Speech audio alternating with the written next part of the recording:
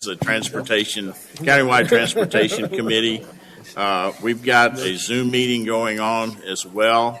We didn't advertise the meeting or post the meeting as a Zoom meeting, but if anybody that you know might want to Zoom in, they're welcome to do so. John Kite is joining us by Zoom, so we're glad to have John, a faithful member of the community and this committee, join us. I want to offer a few thank yous today. Again, we've been working at this quite a while, and we're starting to make some progress, and a lot of that progress is due to what I'll call above and beyond contributions of some of our members, and at the top of that list is Northern Hendricks. You're going to see some of her work today. All right, Northern.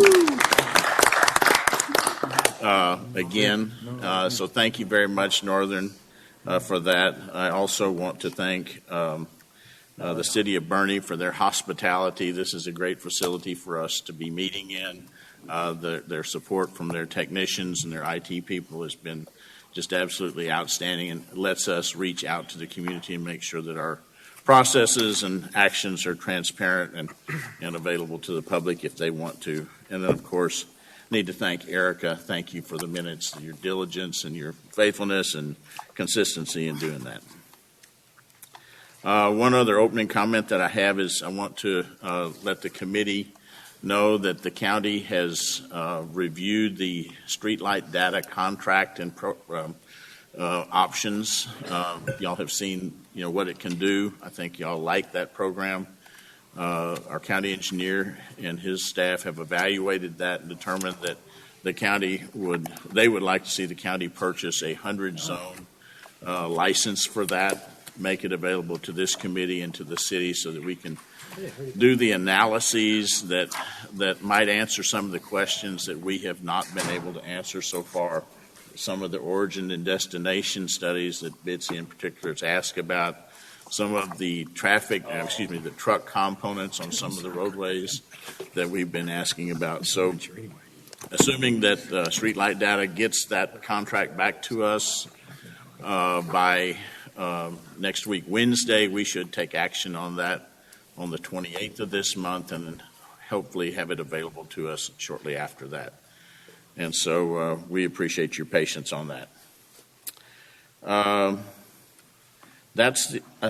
One other public comment or opening remark is that the Alamo Regional Rural Planning Organization, otherwise known as ARPO, not to be confused with AMPO, ARPO is going to be holding a meeting in Comfort on March the 8th in the afternoon, I believe.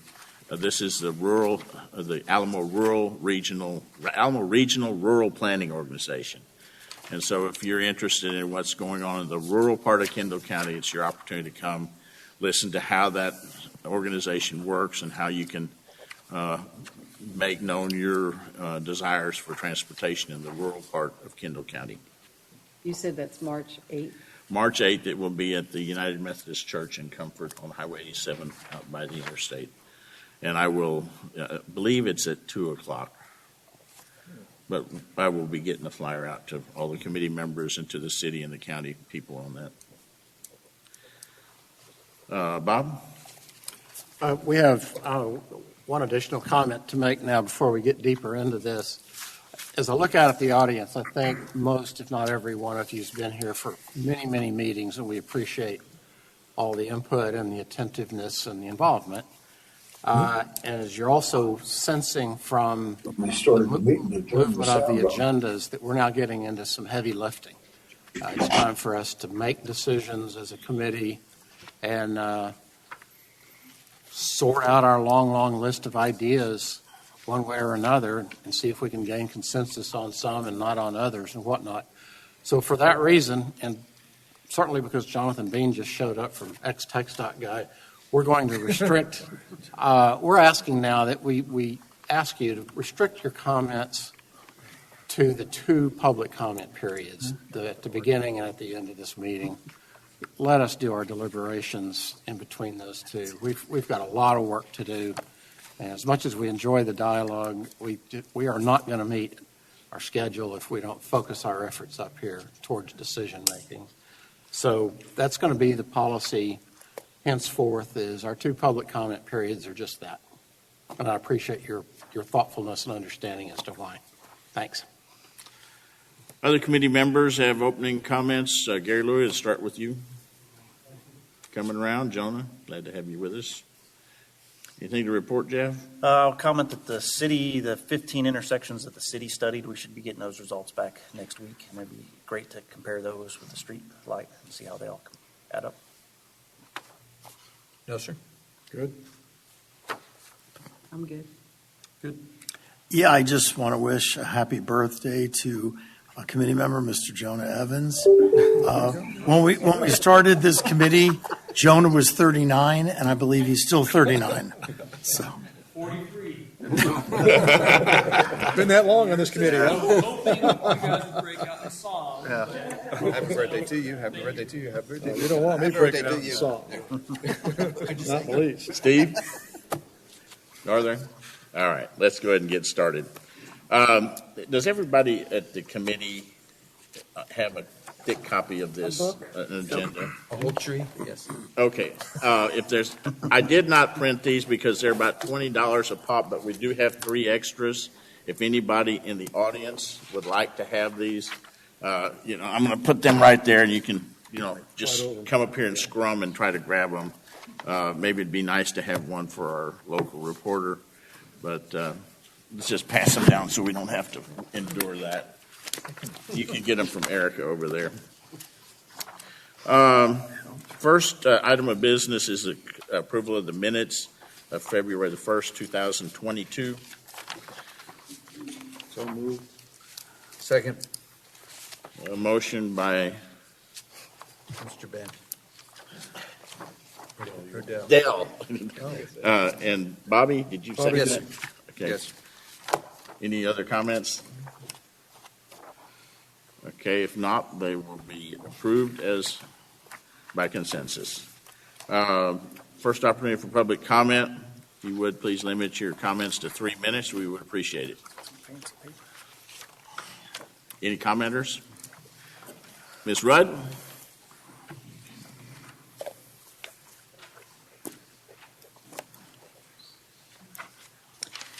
Thank you, and I continue to appreciate the hard work. This is a tremendously challenging job. I see that more every time I come here. Thank you for everything you're doing.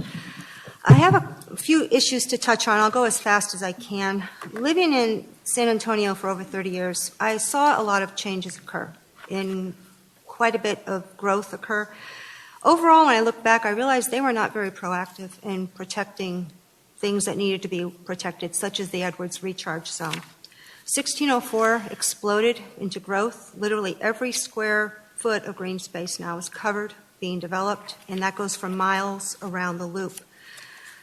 Right now, an expansion, a 23-mile expansion is planned from Highway 16 to IH-35. 6 lanes are added, up to 10, new frontage, and a five-level interchange. This splits right through the recharge zone of the Edwards Aquifer. A proposal for sand mats and vegetation mats to filter the runoff is going to be used in an effort to protect the aquifer water. My question is, with dealing with millions and millions of gallons of dirty runoff, how adequate is this? Plus, would anyone here be willing to drink that runoff after going through those 2 processes? Because some of this water is going to go straight into the aquifer. We're not dealing with a small quantity either. We're dealing with millions of gallons over a long period of time, basically forever. Annalisa Peace spoke out against this. She's very concerned. Her quote, and I just love this, "Scientists flat out tell us the fewer people living out there, the better." Bernie today is in the same position. We're 30 years back, and we're facing the same issues. The question is, are we going to be proactive and try to monitor and slow things down to make the right decisions? Our environment is even more sensitive than San Antonio. First of all, regarding transportation, we have a problem. This map, you probably have all seen it. This is southeast quadrant of Kendall County.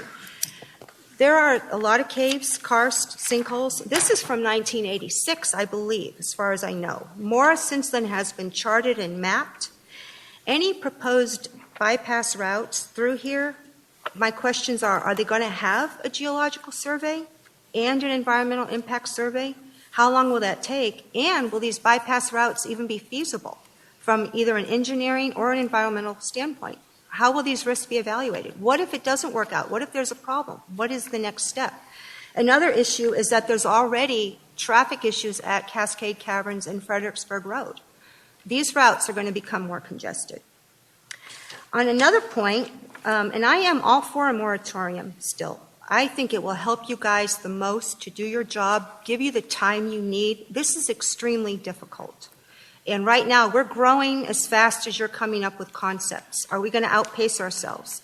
If we look at wastewater alone, I remember the words, a threat to public health, welfare, or safety.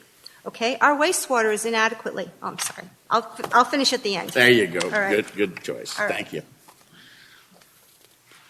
Any other commenters? Lance Kyle.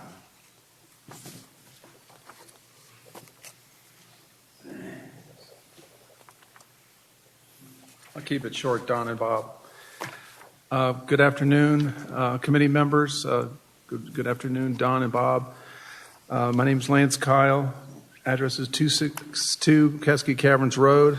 Going to keep it real short. The title of my comments today is We Don't Want Greenfield Roads in the Southeast Quadrant because 1, they would promote more subdivisions like South Glen. 2, our private property rights would probably be violated. 3, the aquifer recharge zone between the Cibolo and Balcones on top of the lower Glen Rose Karst Formation would be negatively impacted. 4, traffic diverted from State Highway 46 onto Cascade Caverns and Old Fred roads would effectively create another State Highway 46 with even worse bottlenecking at the intersection of Bernie Middle School South, Cascade Caverns Road, Old San Antonio Road, and the Scenic Loop Road. 5, more asphalt would create even more stormwater runoff problems in the neighborhood. Let's take another look at these 5 to 10 problematic intersections and fix them. If we need to bring in out-of-town engineers to fix them, let's do so. And let's do a better job at site selection for future schools. Let's stop making the same mistakes that other places do, sacrificing our remaining green space in the southern half of Kendall County just so someone can hypothetically get somewhere 5 minutes quicker is a bad trade, it's a bad bargain. So is making landowners outside the city pay the price for bad planning inside the city. Thank you. Thank you, Mr. Kyle. Ms. McCarthy? Ricky Pfeiffer, did I see your hand go up? Okay. Sure. We'll get you next. Wanda McCarthy, Ammon Road. One thing I tell my family as we depart from gatherings is thank you for sharing your time. As we come to a close of almost a 3-year effort, I want to say to all of you, thank you for your time. Another thing, though, I say kind of cryptically, is I feel like sometimes I'm the lone voice of truth and reason crying in the wilderness and pointing towards a better way. Please heed the members of our community that have on multiple occasions clearly spoken and clearly stated that the Bowman, Schultz, Handren, Maxton, TxDOT model of roads mapped all over our county is not what we want. That mapping over residents' current land for the direct benefit of high-density development is not the right vision of what is right. On Highway 46, high-density developers have intentionally bought less expensive land without access to I-10 and now want the powers to be to make them access over the top of existing landowners and to use eminent domain if necessary to achieve their goal, all in the name of the common good. These ideas are supported by outside interests, including TxDOT, trade industry, real estate industry, and the city of San Antonio. Everyone knows it's true, it's not new information, and Kendall County is being sold to the outside interests in the name of mobility and transportation, and I ask you, please do not be a party to this deceit. The last meeting, a synchro model was used to prove that the existing intersection of Herf and 46 would never be able to handle either current or proposed traffic, no matter what. However, there was not one adaptation made to the intersection and used in the model for the presentation, although several easy and corrections were proposed that would have significantly changed the outcome, and they were not included. The mayor then used those same findings as ammunition to blast in the paper how it has been proven the necessity of a bypass. From the citizen standpoint, this was an intentional misrepresentation and twist of the truth. Several times in the prior meeting, a comment was made that you as a committee were going to push ideas forward for further consideration. Simultaneously, the mayor is touting in the paper that he is waiting for the Citizens Committee recommendations in order to move forward. Please note, recommendation versus further consideration. As you continue to approve options and transportation models, be very aware that what you move forward is being seen by the public as a recommendation from this committee, because that is what is being said and told to them by those that have access to the media, including the mayor. Your mission statement for this committee states that you will preserve the cultural and environmental resources of our county. Please clearly understand that you are our last line of defense from outside pressures to preserve what we have and to defend our community. You have spent almost 3 years coming to face these last few hard decisions. I implore that you please adhere to your own mission statement. Please do not cave to the intense outside pressures. Your neighbors and your community are relying on you to be the hard line. The citizens are relying on you to hold that line and be our voice by pointing to and actually doing what is right. Thank you. Thank you, Ms. McCarthy. Ricky Pfeiffer.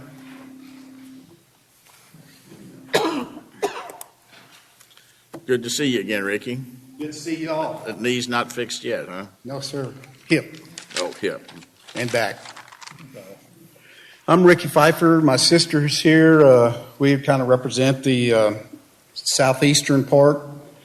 I just wanted to come here and talk a little bit about our place and that we're not for this. One of the big reasons, part of it goes through our narrowest part of our property within sight distance of our homes, and we'd have to put up with the noise and see it every day. Our property's been in a family for close to 200 years and plan to continue as such. Early, it was always stressed to me to leave property better than you found it. As you've heard, George Vinny and his group has worked on our property for around 50 years and is a work in progress. He reported to y'all that the property has the most coarse features found anywhere. I believe it was in the 70s. It was flown. I'm not sure. I need to find this. But it was with some kind of instrumentation, and there was over 400 formations on our property, openings. And it's all plotted out and mapped. I just need to find it.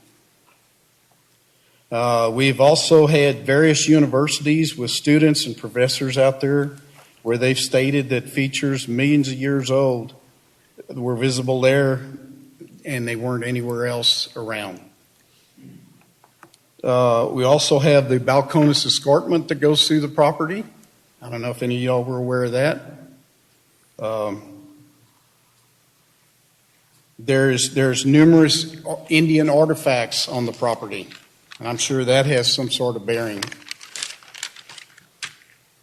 In the 70s, the Texas Water Quality Board encouraged us in building some berms in some high pollution areas, redirecting polluted water away from caverns, keeping them from going in there.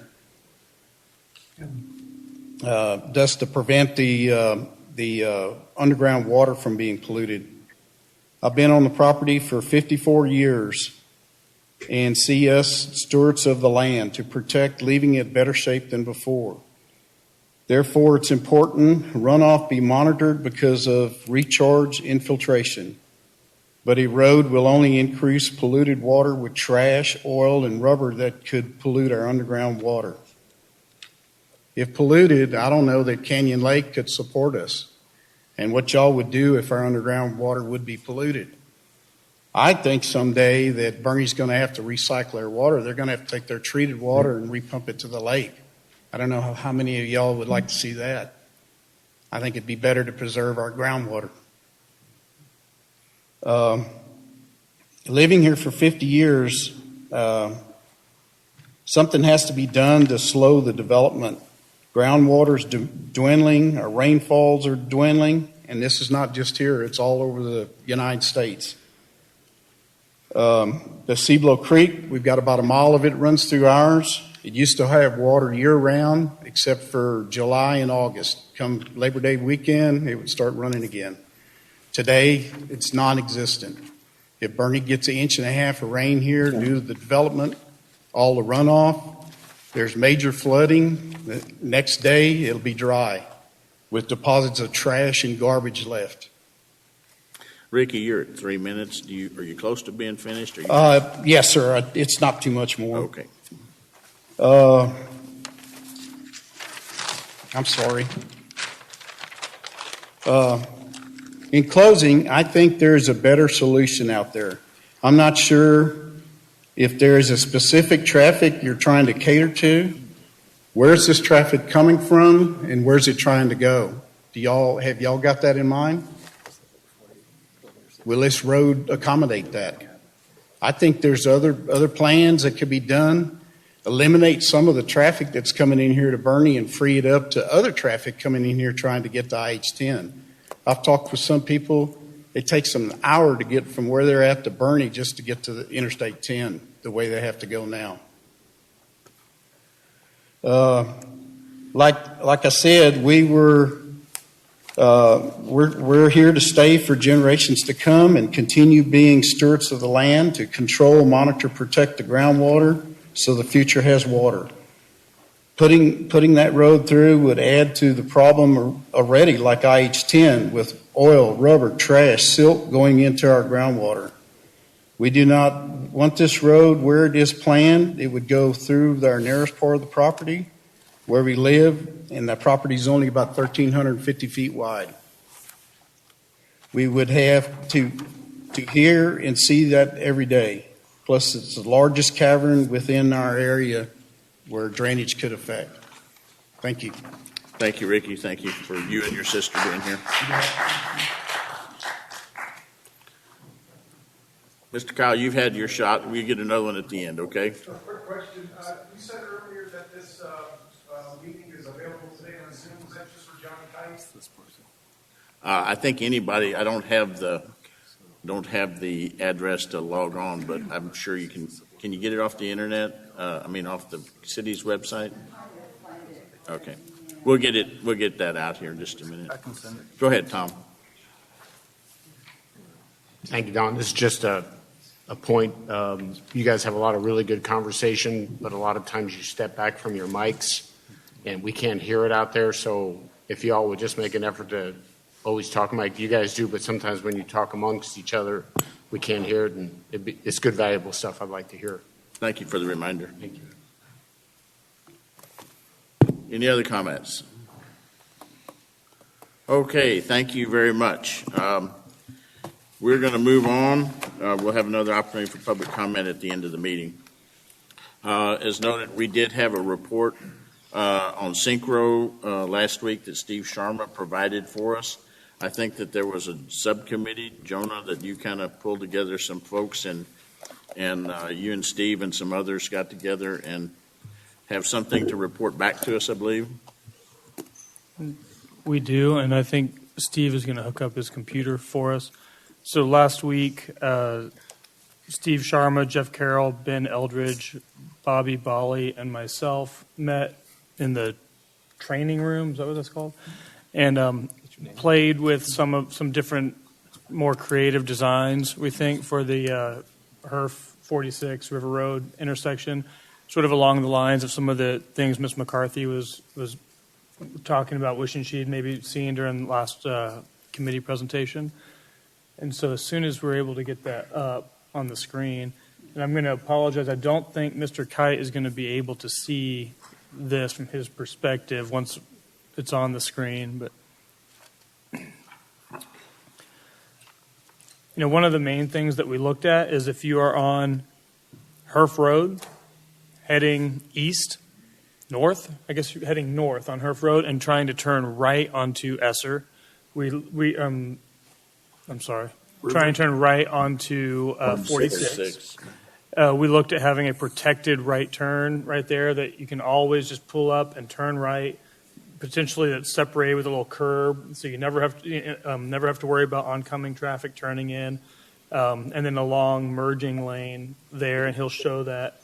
And then we also looked at having two dedicated lanes for turning left onto Herf Road from 46. So if you're on 46 heading west and you want to turn to go south onto River Road, I'm sorry, gosh, all these roads are confusing. Herf, thank you. We looked at having two dedicated left turns and a dedicated straight only option. And so it definitely widens the intersection. That's in keeping with the wide nodes, narrow roads concept. But what we found is it could essentially handle about double the capacity of what we're currently handling for that portion of the intersection. There's another portion of it, which is basically River Road going up all the way up to Main Street. All of River Road that comes through that intersection, we did not see a clear, easy solution to deal with that congestion. It just is there, and so looks like maybe we're getting. I think I would like to just chime in and say, I mean, we didn't model changes to the Main Street River Road intersection for one thing, That's and true. we also did not model, Esser as it really we didn't model the northwest quadrant. Sort of River Road coming into 46 and Esser going into 46, unless you guys updated it. Yeah, that's right. So in the time that we were there, we mainly focused on that one problem, which is basically people on 46 trying to go south to get to I-10, and then people on Herf Road trying to get onto 46. And we found that created a significant improvement there. There was other tweaks and changes that could happen that could greatly improve that intersection, likely, more or less maintaining the same structure. And by that I mean not completely scrapping it and going with a roundabout or having flyovers or all kinds of a whole different reconfiguration. So yeah, we'll just see if we can get this up on the screen. That'll be a lot easier to explain.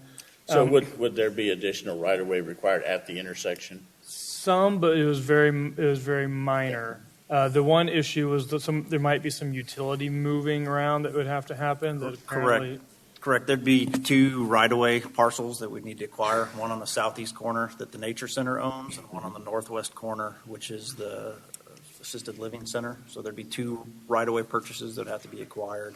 And there are several utilities in that area, so sewer, gas, electric, so it'll just be something that'll add to construction costs to kind of get those rerouted and reconfigured. And we looked at options that did not take that intersection out of the floodway, out of the flood zone. Okay, so there's still that opportunity, that problem of in a big storm, 50 year, you're going to have some issues at that intersection. yeah. And then Is that fair? then ultimately we basically felt like after we played with that, the result is really more of a policy recommendation, I guess, or basically a recommendation about that intersection.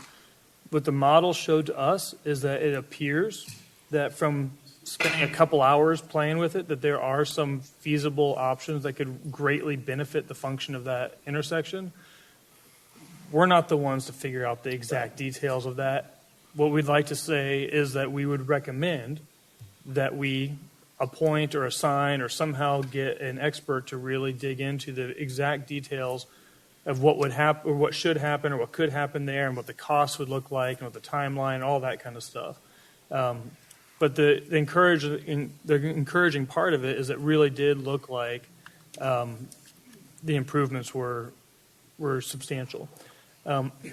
We might, depending on what's going on with the screen sharing part, I don't know if the next agenda item is to really just to dive right into Northern's items, but we might press pause for a few minutes until they can work through the technical parts of this, unless there's more discussion on this. Yeah, when we get into that next part, it's gonna, Once, I don't want to get in and out, because I think how far away are you from getting there, you think? Steve's being honest. yeah, That's almost always a good thing. yeah. Well, when my wife asks, does this dress look good, or some other variation of that. Honesty is, yields to diplomacy. I mean, the good news is John Kite isn't missing seeing any nice fancy visuals from his vantage point. Well, thank you for the report. We're going to give them a little bit more time, but we can go ahead and cover the first part of item 5, which is the 20 projects recommended for no further consideration. And those projects are, if you turn in your package to the third page, you'll see a list there. You actually see 4 lists of project numbers. The first one, 5A, is headed 5A, suggestions recommended to be no longer considered. That's 20 projects that run from project 34 down to 218. These are projects that Northern and I and Bob met and discussed, and they were recommending that we don't spend committee time discussing those because we think they are likely to be rejected from further consideration. There are a variety of reasons why that might happen. It could be that there are projects that are way outside the scope of our consideration. Some of them are suggestions that projects are up around Austin and San Marcos and way outside of our scope. There are others that they don't really generate project recommendations. They're just comments that we want to acknowledge that they're made, but they don't lead to a project. So what we're asking you to do to save time is to look at those between now and the next meeting, 2 weeks from today, and see if you agree with our recommendation. And if so, then all of them, if you disagree with our recommendation for one project, we'll entertain an opportunity to pull that particular project from the list. Many of y'all are familiar with how we do consent agendas. If it's on the consent agenda, it goes. If somebody pulls an item, well, if y'all want to pull a project, we will add that to the appropriate list. So I would ask that you do that for the lists that are titled 5A and 5B. I know that Mr. Kite has already commented on at least one of them, and I understand that. Ms. Pratt has suggested another one, and I think those are certainly good suggestions, and we will add those. Mr. Chairman? Yes, sir. A general comment on all, because I did have time to review 5A and 5B. There are some that show on the section sensitive features identified, etc., some that state a property owner's objection on it and some that don't, but I know I've seen them elsewhere, objections to those roads, and I've heard them here. But I would hope that we're doing it all. I really hadn't seen a whole lot except for, I think it was the Herf Ranch that was objecting to going to their property. We've heard a lot of people that object to that, and I would hope that we'd have one general process of having all of those concerns in one list so that we could turn that over to whatever county or city official. And we could also see, instead of having to search through here, because I see some of these that I've heard objections here, but I don't see objections to them. You see what I'm saying? If we're gonna take in all these objections and the concerns, let's put them on a list somewhere. State these folks have concerns for project 77, because 77, maybe that's a wrong one to say it. 77 may have that person's objection on this form. Some do, some don't. So let's do it all the same and make sure we cover everybody's objections and have it on one document somewhere. Is that important to you all? It may not be important to you all, but that's one thing I did see, so I could see which ones there are issues with. So what I put up there on the screen, that is the results page for the sensitive features that were mapped. I don't know what the future of that map is after we're finished, but for now, that map exists and is available for anyone to review. That, I don't know how it gets sent out or how it is made available to people, but it exists. The map exists. So sensitive features then, Northern, is also objections to the project? As far as comments entered on the map, Yes. yes, that all still exists within our results. I think that some people entered in objections to having roads on their property. I don't know that, did we expressly ask for that when the crowdsource tool went out? I think many people probably thought that that was mainly meant for mapping environmental features and did not use it for that purpose, just to map like, oh, I don't want my land to have a road on it. Well, I appreciate your comment, and I understand where it's coming from. I'll give you my take on it, but ultimately, it is not Bob's decision or my decision to make, but the committee's. And we certainly will respect whatever decision y'all make. I think our decision about not listing those anywhere was that we're focused primarily on making recommendations that are sort of project-oriented or policy-oriented. And to the extent that somebody's objection about having their property included or having a certain roadway not included would not lead to a project, we just said, okay, we acknowledge the comment. Totally agree, except that some of these show that somebody has an objection to this, so then this form shouldn't say that. Okay, so let's say the HERF ranch. Let's go to that example so that we all understand. It is.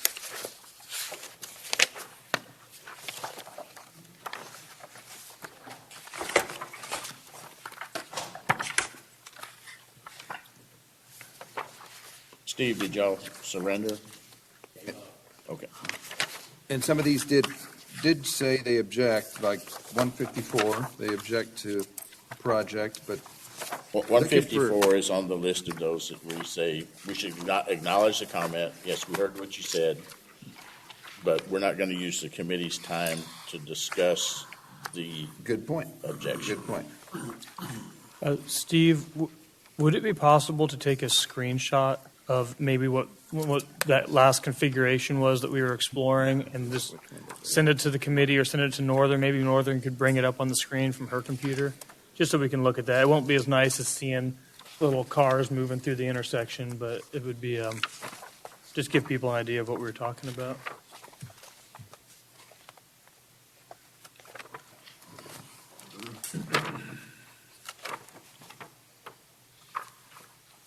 It was the extension of Adler Road.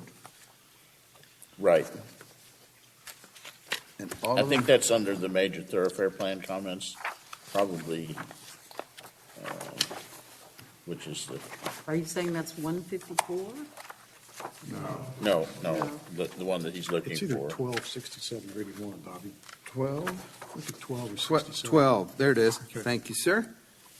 12, historic Herf Ranch and same family since 1852, family not interested in development. Right. So this is a public comment, isn't it? It is a public comment. Okay. I'm just saying, if we're going to put public comments on these sheets, where are the other public comments? Either we don't put them on here, because you're right, Chairman. We need to make decisions based on the need of the entire community and based on a recommendation of a project to solve an overall problem. So maybe this shouldn't be on there. Okay. Let's park that, because I understand you. That's fine. I think we've got the answer when we get to the major thoroughfare plan group Got of it. projects. Okay.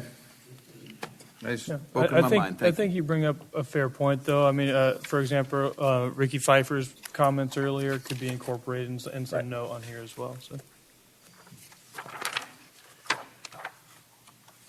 Northern, are we getting anywhere? I'm trying to think about how to do that. Okay. Yeah, I will run the screen. You guys want to? All right, let's go ahead and dive in. I appreciate the work of the committee, and if we don't get to it today, we'll look at that model and the suggestion at the next meeting. But I appreciate y'all doing that, and it sounds like y'all made some significant headway in a way that we might get some, at least short-term congestion relief. Yeah, and I think if Steve can send that email to the committee, we can look at it on our own time. Maybe Northern can share it on the website so the public can look at it if they want to as well. Okay, we have about 22 comments to go through. The first group that we want to go through today is the group 5C. 5C. So if you'll go to that group of comments, it begins with project number 12.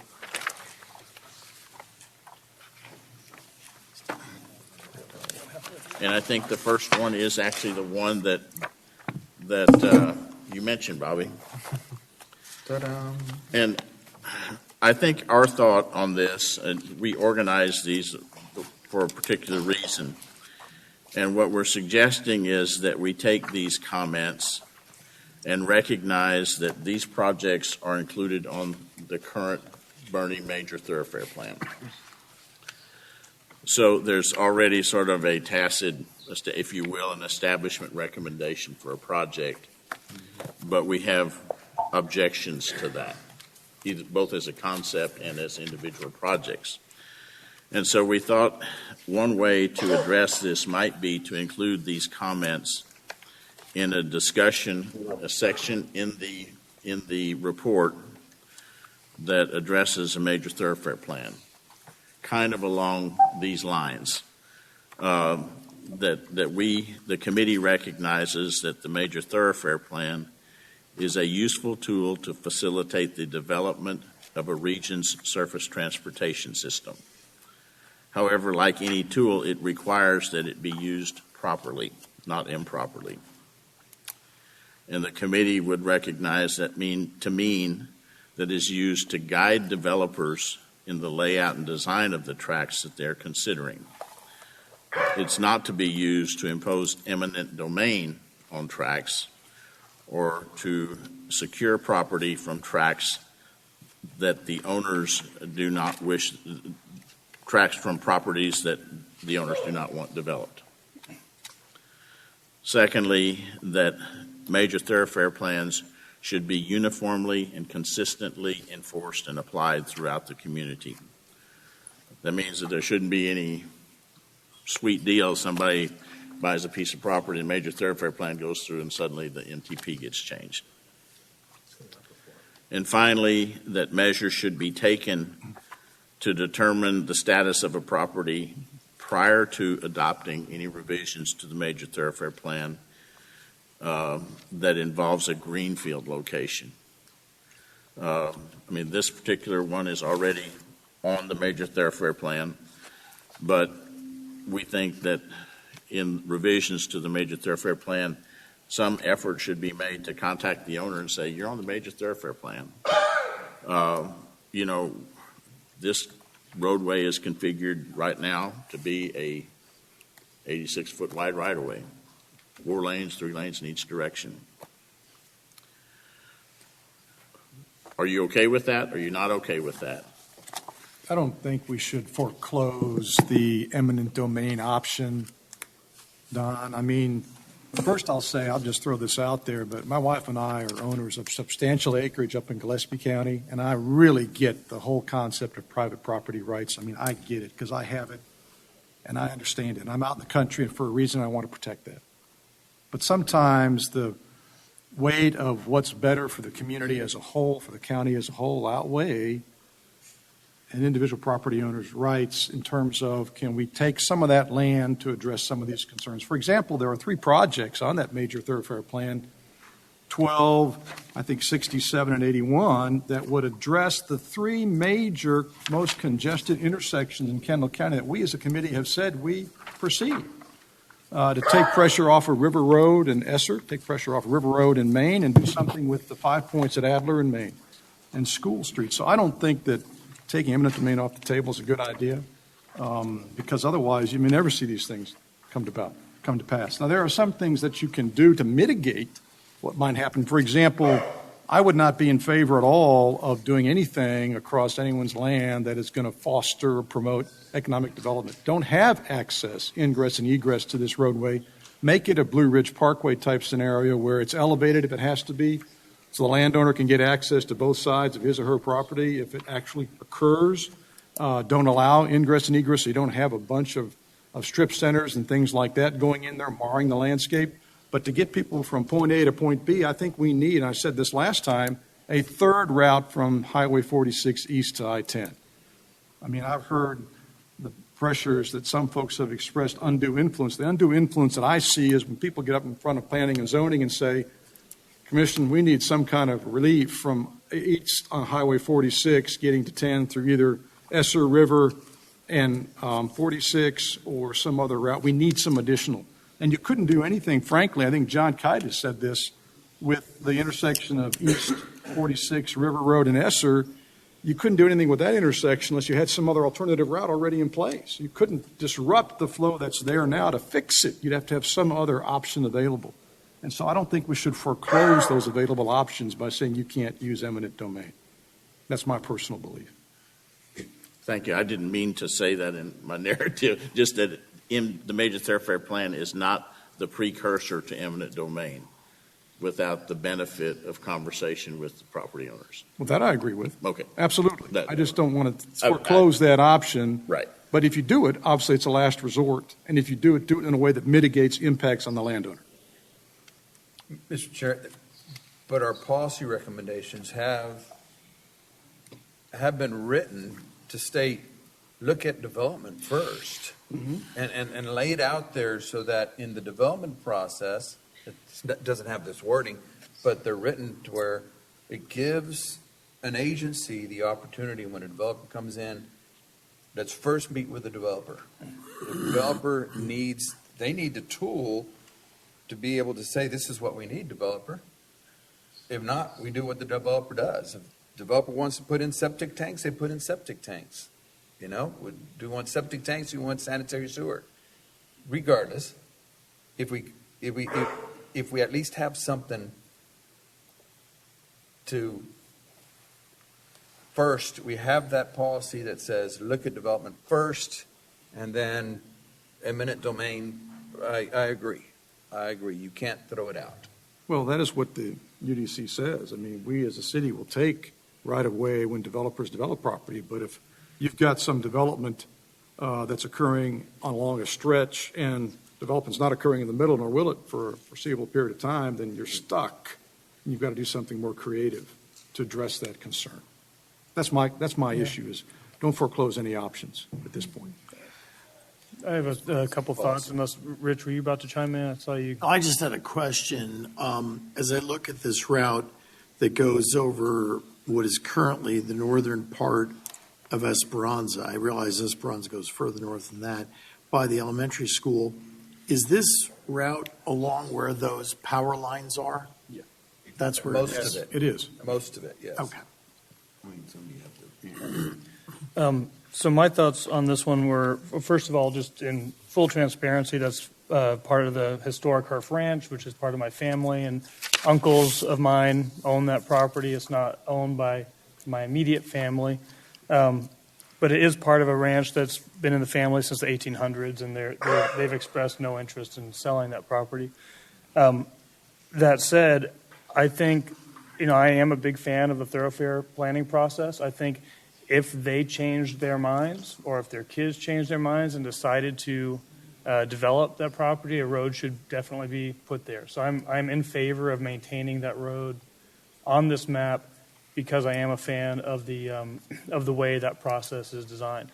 I have real mixed feelings about the eminent domain conversation, especially in the very last point that Mr. Van Wolf made about, if a development is happening and somebody is holding out, and someone's saving their land, maintaining it as open space, the idea that land should be confiscated from someone to facilitate that development would really be difficult for me to stomach. I think it's one. There's ways of threading that needle, but that element of it would be very. I think it would be sort of counter to some of the rural values that we try to encourage here, and trying to maintain open spaces as much as we can. I know that's probably not what your intention was, is to say like, oh, let's facilitate development by, anytime a developer wants to build a property, we're just going to take away the land that's necessary to let that development happen. But that's I think that's somewhat of the perspective that we need to address if that was ever to come to pass. But anyway, my point is the thoroughfare planning process I think is good. And in this case, even though that is property that's in my family, I think it makes sense that if the property is developed, that a road goes there. Well, that's why I said it should be a last resort. And that's what our policy recommendations will say. In fact, there's a committee that I and Bitsy and Ben and Jeff Carroll are working on with respect to specific policy recommendations in this area, and that's the verbiage that it's going to contain. But my thought is, we all would, I think, recognize how valuable the interstate highway system is in this country. Mm-hmm. You wouldn't have that without, in some circumstances, eminent domain. There's a reason it exists in law for the purpose of the common good. But, like Bobby has said and others, and I've said this repeatedly too, it's an absolute last resort. But we shouldn't foreclose that last resort because it's unattractive. But I would also like to reiterate a little bit what Jonah was saying, but maybe through my lens, which is it is one of these strange bargains to say, hey, look, some guy developed this land over here and made a whole lot of money, convinced a lot of people to buy into it and move out here. And now those people are obsessed because they didn't realize it was going to be a traffic jam that they were going to drive into. So you over there, you got to go ahead and we're going to take your land and, put a road through it because, these guys got to get somewhere, and this guy made his money already, so we can't hold him accountable. It's a weird thing, I have to say. It's not quite at the level of interstate, mobility. It's it's at a local scale. I honestly, actually, as I look at the previous thoroughfares and the ways they've been dodged, which I think is in your language, not really fulfilled or what have you. It's one of those things that's a result of bad planning, but it's also. Yeah. But it's also, again, there's this bargain in there that's really just foisting and saying, because everybody else made bad planning decisions, because this guy decided to make money developing this property, we got to take your piece of property to get these people out of here as a relief route. That's a really maybe it needs to be a deal. Policy recommendation that we look at everything, recommend to any agency that we recommend anything but eminent domain as a last resort. I don't know what that means. But I'm not gonna. Well, we're giving recommendations anyway, so we could say no to eminent domain, but it's just a recommendation. The city and county can do whatever they want. I don't know what last resort means, is what I mean. Let me see if I can I think that the choice, and I think at some point, hopefully it will be articulated well enough, is that if a landowner is there and he's faced with a choice of losing his land by eminent domain and selling his land basically at a mutually beneficial or agreed upon terms with qualifications. There's, and I think that's where Jonah's coming from, is that, it may be better for us to negotiate a non-access easement so that we, and so if we can articulate that kind of language or that kind of position, I think then we allow the tool to be used in the way it was intended, but we still provide for good planning without imposing. What I've heard from a lot of people out there is you draw a line on the map and you're effectively taking my property because you diminish its value. And so what we want to do is clarify that this is not to do that without some sort of qualifications or limits or other approach. I think that's exactly right. Yeah. My concept of, think of the Hardburger land bridge, right? Animals go over, traffic goes under. What I'm thinking is traffic goes over, the animals go under. That would be across a property owner's property, elevated. So they've got access, that property can be used just as before. They can take their gator underneath there. These are all very difficult issues to address, granted. I mean, I get it. I mean, I don't think there's any amount of money anybody could pay me to buy my property in Gillespie County. I wouldn't take it. So I get it, but it's a very difficult issue, but it's one that we need to address at some point in time. Well, I agreed with that. So to your point, Don, I was, you're saying something to rein it in and use it responsibly, and I hear that. I mean, the argument's always that, we almost never use eminent domain. And then really, let's face it, the eminent domain is kind of like the stick, and then they're like, here, we've already got the stick at your neck. Here, eat this carrot. Oh, look, see, they ate the carrot. We didn't have to use eminent domain. It's a bit of a weird thing. So how do we do that without creating that dynamic? Yeah, and I think I would just piggyback on that it's more of the forcible taking of someone's land or the threat of forcible taking of their land. And so I've heard TxDOT say that they use eminent domain in some tiny percentage of cases where land acquisition is needed. And I think ultimately it's because that there's huge legal fees for the landowner and all kinds of stuff that potentially stacks up that means that it's easier for them to just settle and take the deal. And so, I mean, honestly, I just think, I think that some of this is going to be just vary. It comes down to individuals' ethics and searching their own soul and seeing where they come down on this. And my opinion and all of our opinions will probably continue to evolve as we learn more about this issue. But as it is right now, I personally am not in favor of putting people in that situation. The only exception that I can really think of is maybe if it's a very, very short connector between two major, like everything is already stacked up and there's 100 feet that need to be connected. And, maybe in cases like that, but for big, long greenfield roads, I'm personally opposed to that right now. And it could be, Don, your idea of a non-access easement. Instead of taking the property, access easement across it, go elevated, they can use it. Maybe something worth thinking about. Well, isn't the issue, I mean, I think, and this is a very good discussion, but maybe we're getting off a little bit. I'm seeing a proposal that there be some sort of connector from the top part of Esperanza over to Adler Road. That's what I'm seeing. Mm-hmm. And I'm seeing it as a relief. There are probably 3 or 4 different ways you could have a road here. They're in here. You could have a road that goes 25 feet from the top of Bentwood Drive or Deer Creek so that it doesn't intersect the property. You could do it along the power lines. But I think the key thing here is whatever would be done has to be a win-win for the property owner and the community. I mean, I totally agree. Eminent domain is the absolute last thing you want to do because that's just a very emotional, not a positive thing. So I think we're an advisory committee to make a recommendation.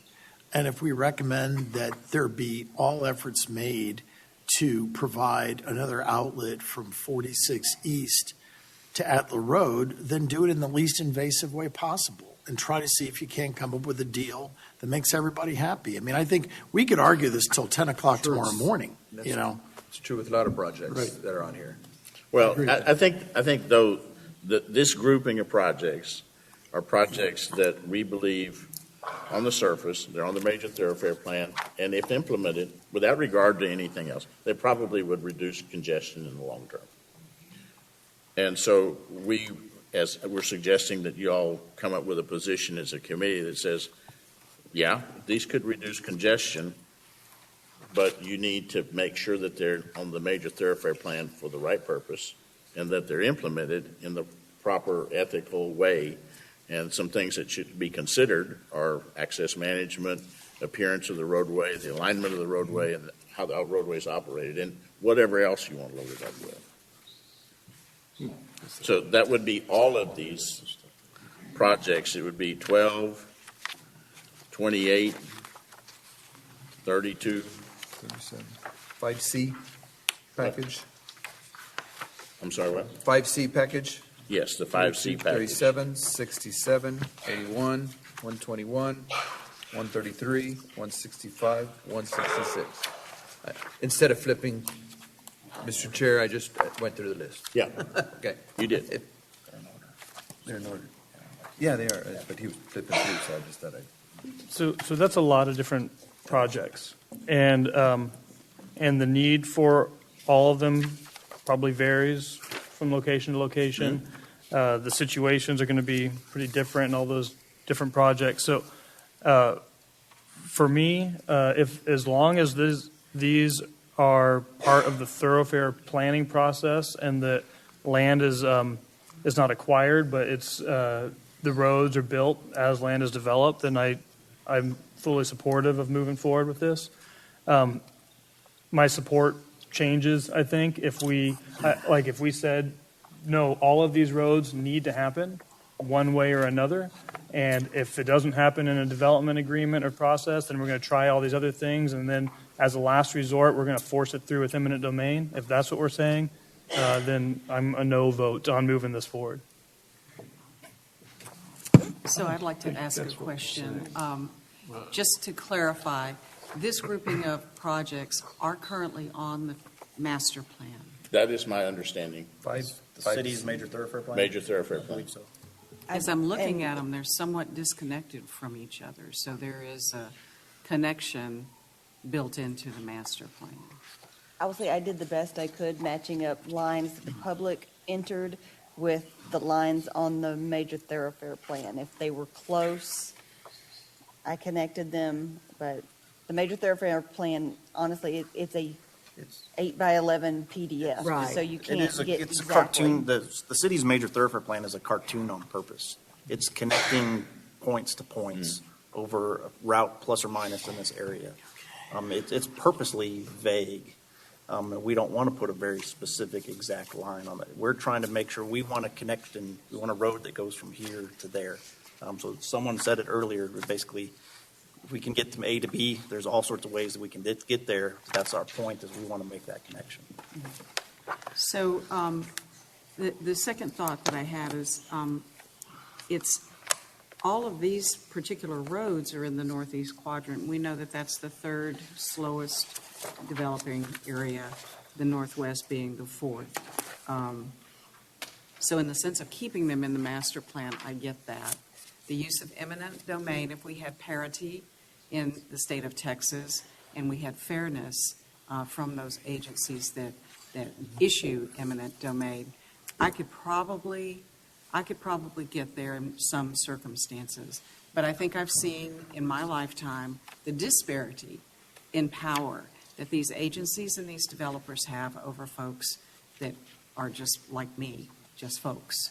So your argument is eloquent, definitely, but I think what you're missing is the power disparity that makes that argument somewhat inferior. You know, the Herf property's got the power lines going through it. How fair was that process, Jonah? I don't think there was a whole lot of conversation. Right. You know, and we won't ask about the financial part of it either. So I think that there's something to be said, and Jeff has made me a believer in the use of building a transportation plan. I do. But I would hesitate to support inclusion of eminent domain as the language that we choose.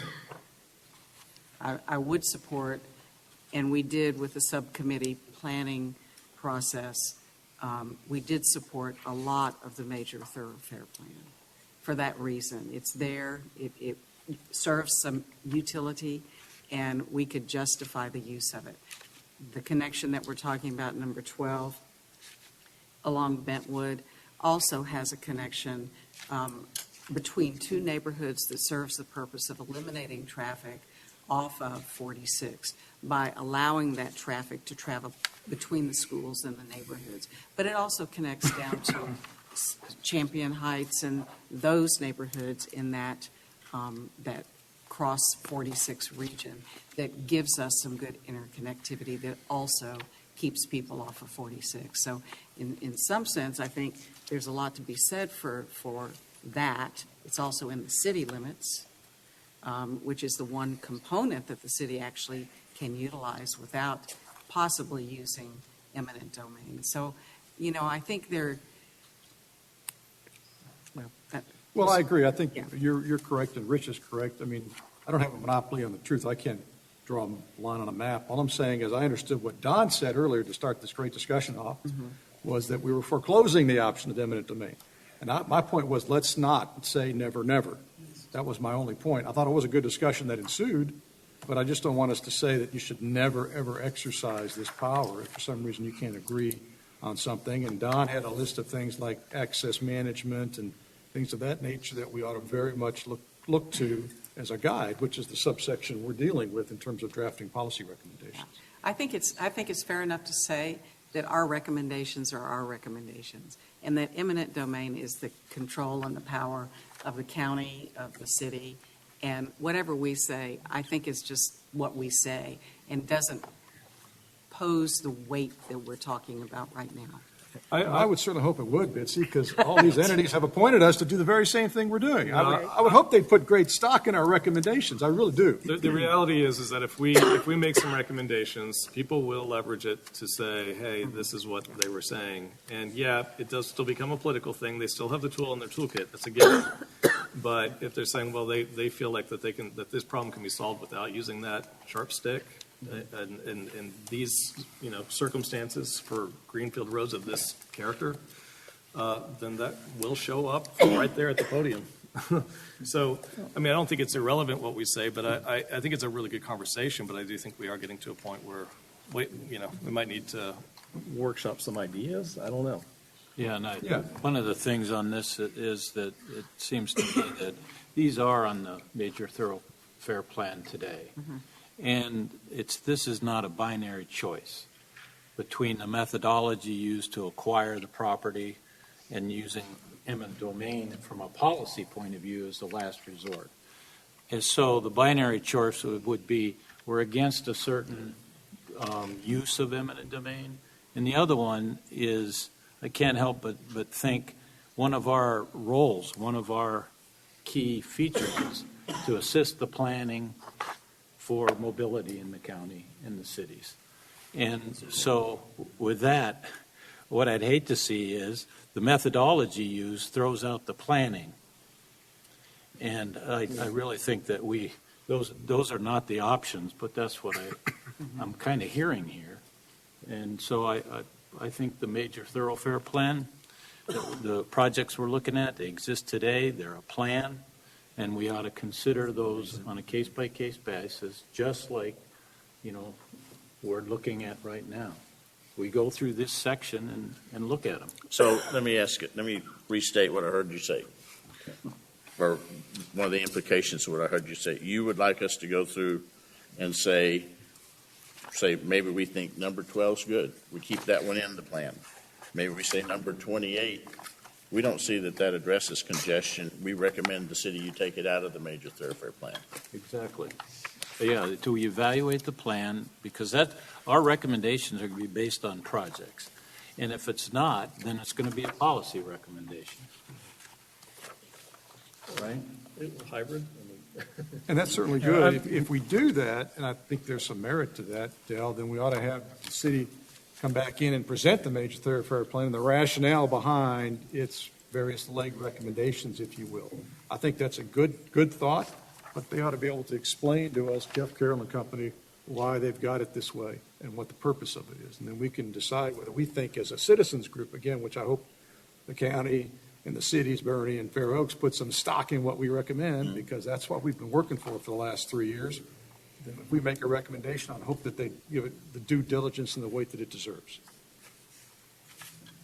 Okay, I'm going to take Dale's suggestion as a recommendation or as a motion that we consider these on a project-by-project basis, and we evaluate whether we believe they're going to address congestion, not whether they should be acquired one way or another way, but do these truly address congestion? I'd like to ask a question about that, because I think from the beginning, we have, as a committee, have been pretty focused on the idea that transportation is not one thing, and that if we really want to know if it's going to address congestion, build roads everywhere in every direction and we'll have less congestion. And so the answer would be yes. Every road that we add is going to help address congestion in some way, potentially. Let me jump I'd like in to there and say restate there are places where there is no current congestion. Mhm. And so I think if there's no congestion there, then we have to, as a committee, say. we Well, think so, Go ahead. yeah, so I was Go just going to say, is that it does go back to that kind of initial question of what is the problem that we're solving for? And it's, oh, yeah, well, that'll address congestion. And then meanwhile, we're looking at intersections and adjusting them. And we go, wait, what if we solve it here? Do we even need that other solution for the congestion, the greenfield, et cetera? I mean, I'm not saying we can maybe solve everything that way, but we might be able to solve things long enough that a thoroughfare can actually do its job, and developers can build help us build the resource that we need Well, we've identified areas what we think for the future. are most congested, right? And if there's something we can do at River Road, Esser, and Herf that the Jonas Group has been working on that will help current congestion, we certainly ought to do it. But our charge also is to look at future congestion as well. That's in our charge. So current and future is where we need to be focused, not just on one, but on the other also. And I think what Della suggested is a good idea. A lot of good ideas have come from this discussion. But at some point, you've got to decide what are we as a group going to recommend when that time comes. So in that regard, though, like when we were working with Steve on his model, we were doubling the population that would be using that, or double the number of users using that route. So we were trying to be somewhat future oriented. Okay. But it's not holistic, though. I will say it's not a whole system look at the situation. Just a quick sort of bookkeeping question for Northern. Item 32 is outside, pretty far outside of the city limits. I know you say it's on the 2019 thoroughfare plan. Jeff was just saying he thinks that actually the thoroughfare plan road there's one that's similar to that, but a lot closer in. I'm wondering if that one might be miscategorized. Maybe that's a good reason we're taking one by one. Yeah, one by one. And again, Yeah. the purpose is before my time at the city, but the purpose of that route, I have it on the thoroughfare plan, is we would like a roadway that connected Sisterdale Road to 474 to Highway 46. And that's And is the that purpose of the line. okay? It's kind of that orange line. Is that Yeah. through Cordillera? No, that's Before, way before. yeah, way before. It actually, It might I go think through a it portion looks of a it. whole lot like the outer loop that was Of the proposed by gateway? TxDOT. Yeah. Yeah. I'm I mean, looking at the thoroughfare plan. Yeah, it's significantly further out than the city's thoroughfare plan. It's a couple, maybe a mile out further.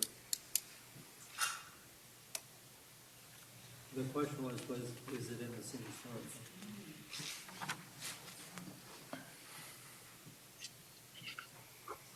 Well, I will say that I guess our idea about grouping these projects to facilitate the disposition probably was overly optimistic. but I appreciate seeing them in a group because we're talking about them in a group. So it's, at least the dialogue is going that way.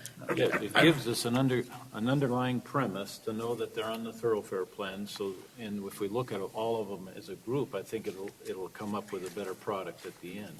And again, we'll look at each on its merits and then consider on some of these some concerns if the committee members have it from environmental impact. Then we either remove it or not. But we don't accept it carte blanche. Is my point. Just because it's on the thoroughfare plan.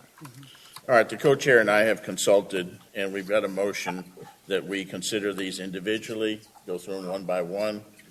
Is there a consensus that we do that? Is there any objection to us doing that? Hearing none, we're going to take them as a group. I mean, as individually. That's the second time this week. All right.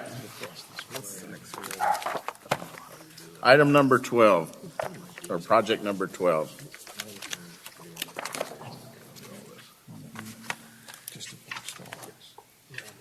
Jonah, you say you'd like to see it stay on the major thoroughfare plan? Yeah, I think I'll recuse myself from making a vote on this one, just to be, transparent and more ethical about it. But I will say that I think, I think as long as the thoroughfare planning process stays the thoroughfare planning process, I I'm generally supportive of that process wherever it may be, right? It helps connect things. So I have concerns about extrapolating beyond that process into other ways of acquiring land. Any other comments about Project 12? I think it needs consideration. It just makes a lot of sense for Adler to continue along that alignment, along disturbed.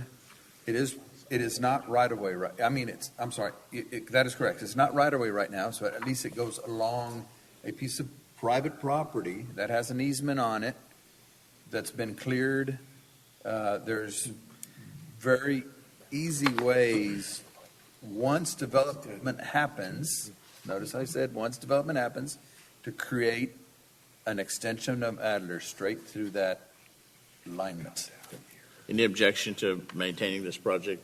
I just wanted to add one other quick comment. I thought you recused yourself. I recused myself from the vote. From the vote, okay. The other comment is that if the desire is to connect some way to Esperanza, there are existing roads right there that would only require a very short connection in order to connect it into Bentwood. And so through again, like a greenfield road that is being built expressly for this purpose would be quite damaging and very costly. And so anyway, that was it. I understand those small connections. I believe those connections connect a subdivision to another subdivision. I would hate to develop a connection between a subdivision to a subdivision that creates a through traffic from most of the city, this part of the city to this part of the city. Adler is a different road. Adler would connect to a different type of road than those that we see as those small connectors. Those connectors have, because being a civil engineer, the water system needs, best is flows downhill. Sewer, downhill. Water system needs a system of loops. Sewer needs a system of veins. Roadways need a grid system. And unfortunately, the entire area, not just Bernie and our forefathers, but Kendall County is just not gridded out. It is, all these connections go to 3 or 4 main roadways, and we need connections, small and large. This Adler is one of those larger that continues having a major portion of that grid developed for movement of traffic along Adler, not just these kids to get to this school. Okay, we're not taking the motion to leave it in. The motion is is to leave it in. It's not to take. Is there anybody that objects to leaving it in? Okay, it's in. No objection. I'd like to skip over to, there's 2 of them that are hooked up to that, which are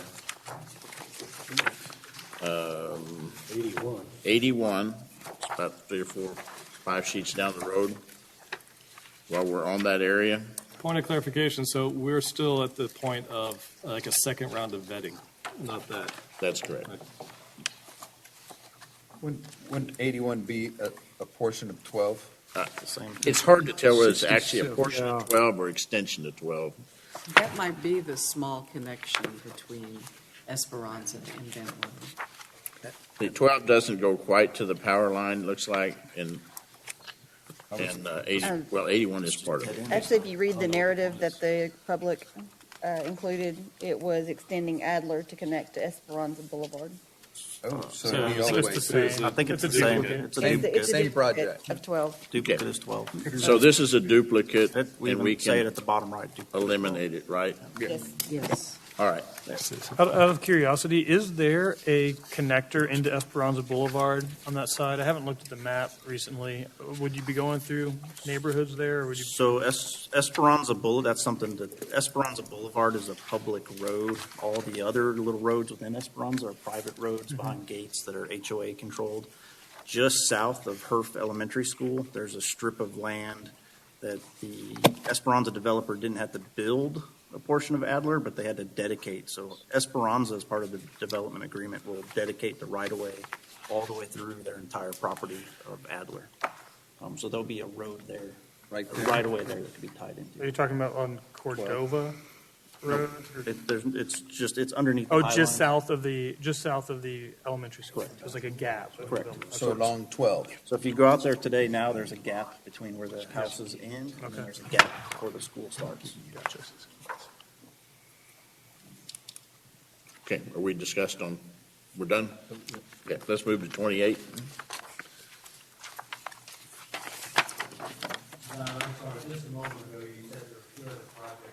I thought there was two, Gary. I guess I was mistaken. I don't see. Well, 121 is actually related to it in that it extends south from there, if we want to look at that while we're in the area.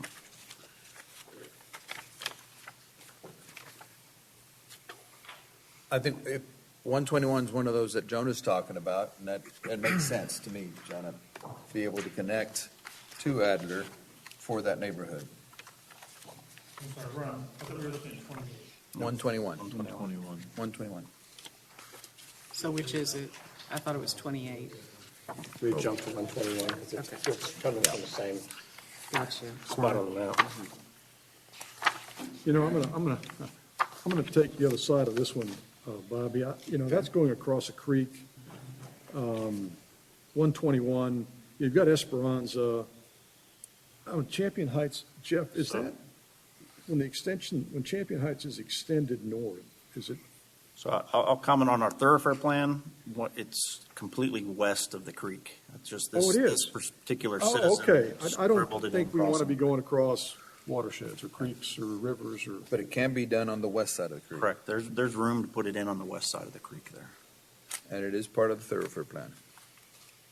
I would So- suggest we keep it in. So Champion Boulevard, when that neighborhood was built, it was planned to be a wider road, and that developer only had to build the first half of the road. But if you drive through the neighborhood, it's pretty easy to see that there's a big gap that was left for them one day to come back and build the second half of the road. You can see Northern has it shown there that it is, she's circling it on your screen. Okay, there it is. Okay, proposal is to leave it in. Yep. Any objections? It's in. Okay, now let's go back to 28. Project 28. Northern, are your fingers worn out yet? Yes. Malakoff is a conservation. Well, I've got one too, so It doesn't. This is pretty far north out Esser or 474. Extends back to the west. And this is north of where Spring Creek Road cuts off. It cuts, the top of the Malakoff Hill right there is, actually, this is also family property. One of my cousins owns this property. But that is in a conservation easement on the top of the hill. Is that an objection, or you're recusing yourself, or a comment in favor? I should probably recuse myself, but I don't support this one. I don't think that property is ever developing. I can't support it either for a couple of reasons. One is the demand is not there. As we've seen with some of the modeling that we've looked at with the traffic counts, they start significantly dropping off as you head north on 474. I think this might be one that creates congestion more so than alleviating any congestion. The second part of it is, if I'm understanding it correctly, not only is Malakoff in a conservation easement, but doesn't it have some historical significance as well? Yeah, it does have a historical marker on the top. Mm-hmm. So I'll comment that the city's thoroughfare plan looks to be some distance south. I don't know the scale, so I can't say exactly. But the city's thoroughfare plan shows it connecting and making a four-way intersection with Spring Creek Road. So it's further south in this picture. Okay, so the representation of the commenter that this is on the major thoroughfare plan is inaccurate. Well, we do have a road very close to this. Yes, you do. That connects, again, we want, the city on the thoroughfare plan, when they did it, they want a road that connects 1376 to 474. So this as drawn isn't exactly where our thoroughfare plan is, but it's close. Our road is further to the south some distance. And the one shown appears to be pushing a road into a very rural residential street. That is Spring Creek Road, and it lines up directly with the thoroughfare plan. I'm looking at the connection. Spring Creek Road dumps right into the Malakoff, and I'm looking at the connection, the red line on the thoroughfare plan, and it cuts across Spring Creek Estates, runs along Spring Creek Road, and runs right into Malakoff. So on the picture where it says RM 474, That's Spring east, Creek. that line right east-west there, that's Spring Creek. So that's where our thoroughfare, the city thoroughfare plan shows it connecting at that point and Further making a down. four-way intersection. Oh, I see what you're saying. But where does it That connect looks on the to west be the side? entrance of Friendly Hills. No, not. Where it connects now is like across from the entrance of Friendly Hills on the drawing. The number It's in 28. between, yeah. Yeah, kind What of the is. citizen drew, it's kind of in between. But I'm reminded of, I think, Betsy and Ben's comments, what does this connection solve for? Does it help the citizens of Spring Creek Estates get somewhere fast? That's a very small group. It's a I dead-end don't street. I don't see the benefit, of pushing this forward as an immediate need. I just don't see what this does. Okay, I've got 3 objections to the project so far. Is there any objection to omitting this? To this project, I object because it is, as shown, it's tying it to a rural street. I You think object to I object. removing it, or? I object to removing it. Okay. I object to removing it. Okay, I'm sorry. You're surprised I'd object to removing it. I object to the roadway. Okay. I don't like number 28. Is there Sorry. anybody else that objects to removing it? Okay, we're going to discontinue consideration of 28. He said he objects to. he objects to- Okay, 32. That's what confused me.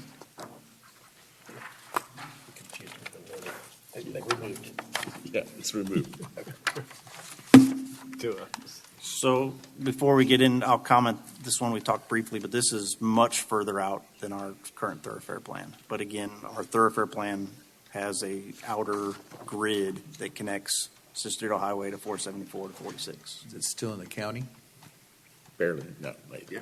It is South of the river. South of the river, okay. So here's an opportunity, though, to look at the policies surrounding a road like this, because the county does not have the kind of controls that the city has in regulating land use. So I think if there were any consideration for a road here, I would want to have some controls on the type and the kind of road and what can and cannot be done, some limited access perhaps. But I don't know that we've established a need in that area either. So did I hear it's not a part of the thoroughfare plan? As drawn? This is a mile or two further out than our thoroughfare plan shows. Yeah, to me, this just looks like a portion of the Gateway Loop Yeah. that then ends into Sisterdale Highway. Doesn't and get you to 10, doesn't do anything. I think Yeah, that I'd say doesn't just help ditch us. it. Yeah. Yeah. Yeah. I say ditch. Sorry, I believe I connected this one to the thoroughfare plan because of the information added by the public. We're under additional details. Okay. This segment is almost identical to the thoroughfare plan. Some people may have been drawing lines on their phone. I don't know if you've ever tried to sign anything on your phone, but lines are not precise. So that's why this one was connected to thoroughfare. I don't hear any strong support for this, so I suggest the committee remove it unless somebody objects. Is that clear wording, Bobby? Yes. All right, it's out. Item 37, this is the roadway that extends Sisterdale Road to the south over to Honeybee Lane. I think it is right on through the all major- those buildings? So our thoroughfare plan on Johns Road, right now we have Lattimore that tees into Johns Road, just east of the new Fabra. So our thoroughfare plan extends Lattimore north east of where Honeybee is, but it extends it north, crosses the creek in a plus or minus a similar location, but doesn't go through the apartment complex, but then goes around and connects to Sisterdale Highway.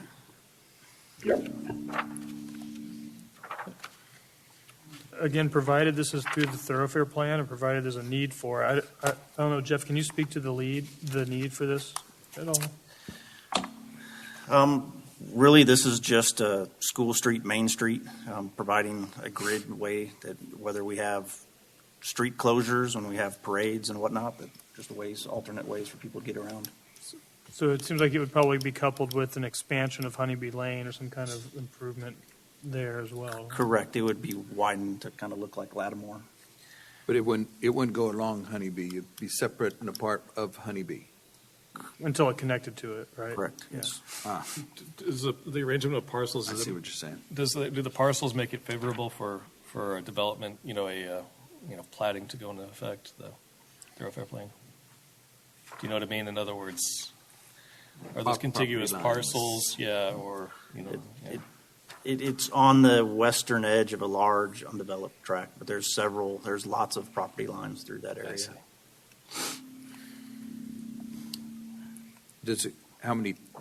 I guess this one just crosses the creek once? Is that correct? Yep. Correct. Mm-hmm. There's a historic site there too. Jeff, there's currently an apartment complex, isn't there? Correct. It's going right through it?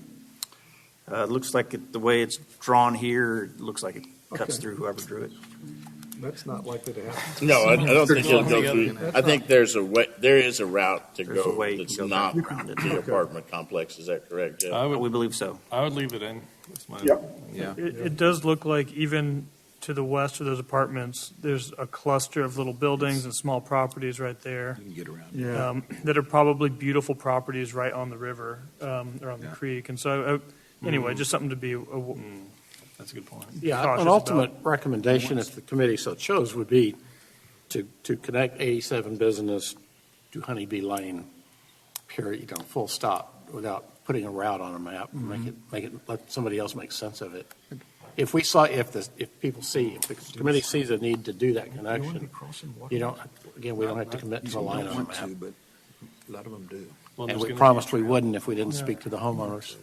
I'm really on the fence about this one. I don't know that I guess School Street definitely seems heavily traveled at times, but There's Fabre Street right there. So wait, there's Fabre Street, and then it goes right there. And then it's a matter of, then there's a residence at the end of Honeybee Lane, and there's a residence at the end of what's being called Fabre Street. Yeah.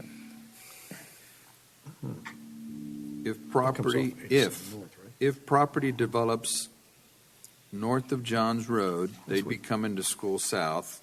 Oh, I see. They're trying to. But on the other side of the creek, they'd have to be coming around because they'd still have to be going to that school. At least it's another access instead of having to go all the way to school. That's why I think they're doing it. It's very short distance. Because it's in the, I'll just move forward, because in the comp plan, I think they analyzed it well enough to where I'd leave it in. I'd vote to leave it in. Yeah, is the purpose of this, Jeff, and I know that you're defending a lot of things you have nothing to do with, but is the purpose of this connection to provide access from 1376 to Johns Road to get to 10? To Johns Road, but again, it's just for general interconnectivity, making kind of. Because if you come in 1376, if you go right north on Main Street, you're not that far from 10. You could easily access 10 by going right off 1376 and coming down 10 that way instead of going through this land and across the Cibolo.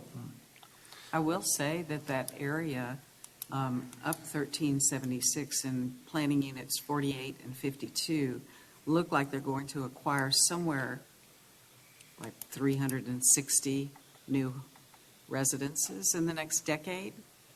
So we're not talking about a tremendous amount of congestion. No. I mean, from a long-term thoroughfare plan standpoint, though, would it make sense to go ahead and? I think it while there may not be congestion, it does provide interconnectivity in the event that you reconstruct one of the roads that is primarily used now. Okay. And I mean, it's the whole concept of you have an interconnected system rather than a tertiary or Correct. hierarchical. The grid, and the other thing that just reminded me is that a good portion of that Honeybee Lane is actually city property, the west side. And it could be a back entrance into Northrop, our city parks department is kind of back there, way back on Honeybee Lane. That might be a good reason. Okay. Picking a roadway would at least control where we're crossing over the creek, and maybe you'll control the number of times the developer wants to cross the creek if we can't control development. And it's also going to intersect with a trail that's intended for there on the Parks Master Plan. So it's definitely going to be a thoughtful intersection and stream crossing. It's got to be. 133 was also a different version. Is that in the same grouping? Okay, yeah, you might go to 133. Yeah, but No, well, I mean, it's just jumping up the I-10 access road at Yeah. Wastewater Park. And there has been talk about taking a portion of that for school. I mean, you could also do. The topography there, though, is difficult. It's very hilly. It's high. It's not going to be easily conquered, in my opinion. I don't like 133, but that's just my humble opinion. Okay. No, you don't. Have we done 37? 37. The city can always We choose haven't to do. voted on it. I think I was the only one that said keep it in. We've got a proposal to keep 37 in. Any objection to keeping 37 in, or some variation of it? And if we're going to keep 37, well, I'm sorry, Mr. Chairman, Thank you. Hearing none, 37 stays in. but 133. Okay, let's go I would leave to it alone. 133 If since they- we're there. If they want to connect it, they can. You know, If they want. Yeah. Just keep it it's in. city property. Yeah, 133. Let the city figure it out. Yeah, That's all city All right. property. Leave it in, 133. Okay. well, No, but I mean. no. I would agree. I John Pike disagree says with no. 133. John, think- why does John say no? Because he's been He's quiet. shaking his head. John, can you speak up? Why do you want Oh, I don't know. Can y'all hear me? Yeah. to? We did. Oh, well, okay, 133, if it comes and ties into the frontage road, someday they're gonna make that one way, so you kill most of your deal. This whole area, what you ought to do is come off of Sisterdale Road, but swing out away from the apartments and cross and come down and tie into Lattimore. But, so the one that you had, 37, needs to be modified, but that's the general idea, that it would bring you on down to Johns Road, and it would be another corridor that people could come from Sisterdale and get directly on 10 by way of Johns Road. But So- you're not in favor of 133? No. Okay. Because of the one-way access. Okay. I'm good with it. Any objection to removing 133? No. No. 133 is out. Thanks, John. We're going. Thank So are you. we can going to still make that modify decision. That's 37 fine. based on John's recommendations? I think we'll make some marginal notation that, Okay. Yeah. Thank you. okay, moving on to Project 67. This, This helps solve for the 46 to 10 issue connected with 12 or some variant. I mean, Rich Samus said it better, I think, earlier. You know, if we think as a committee we should recommend some kind of third connection from Highway 46 to 10, this would certainly help you get there. I know a lot of this property, Jeff, is going through the Esperanza development. They just picked up a large tract with the Dunenberg purchase, and they're going to give us a lot of this is right away anyway. Correct. The vast majority of this line is all going to be dedicated to the city via the Esperanza and Dunenberg agreements. Because it takes, that west side of 67 is at Herf Elementary, right? wait, Correct. Let's go. The east. time out. Were we talking about Project 67? Yes. Correct. And it extends from Highway 46? To Herf Elementary, basically, where that red stick Pretty stops. much. 12, Project 12. Right. Right, bingo. So what's deceiving there is they have a little gray area for Esperanza, but Esperanza is actually 10 times bigger Yeah. than what that little gray box is. So the Esperanza development agreement, and then they just recently purchased the Dunenberg tract there. It'll get us right away, almost all the way to Highway 46. And that line that they're showing on 67 is following the overhead power line easement. Correct, following the power lines. They Yeah. built a new substation on Highway 46 a couple years ago. Good. So basically following that line all the way to that Okay. substation. Perfect example of Can- working with development. Can we throw a note in there, though, about making sure that there's enough right-of-way for sort of a quality trail to connect that way? We have policy recommendations that address that.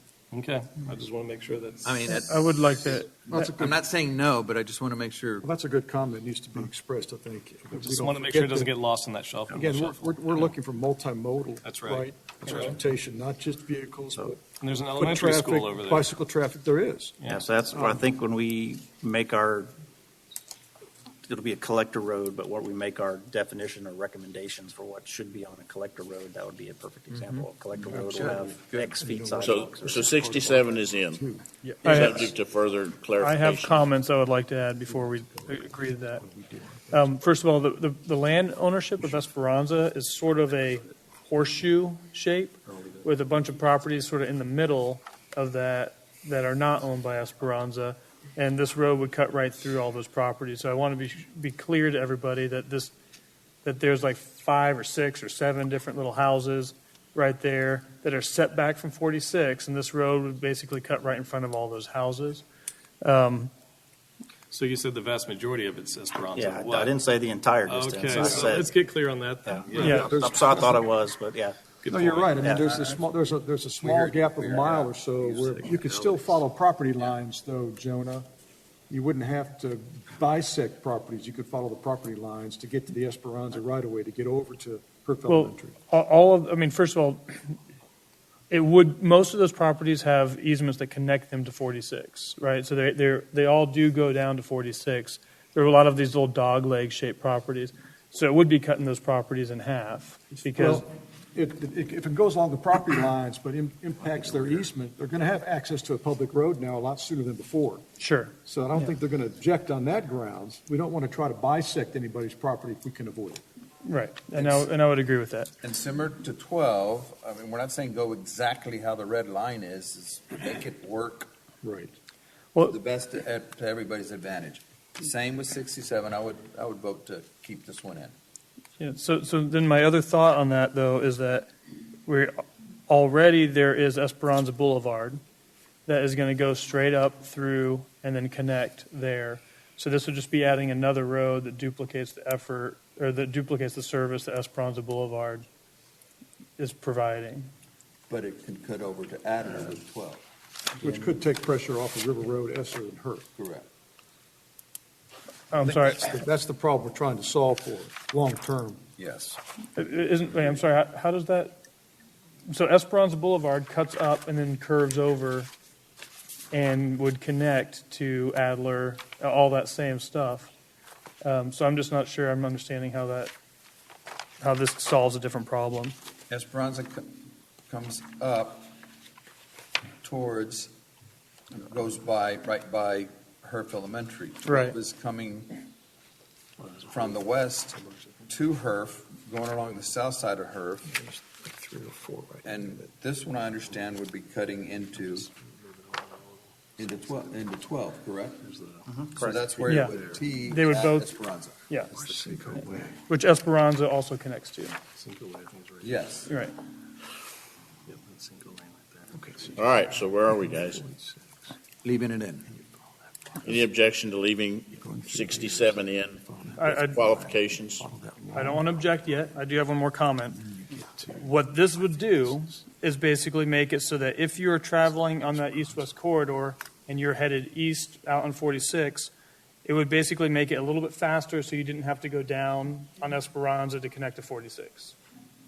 Right? We didn't have to go south and turn left on the 46. You get to go straight across and connect to 46 there.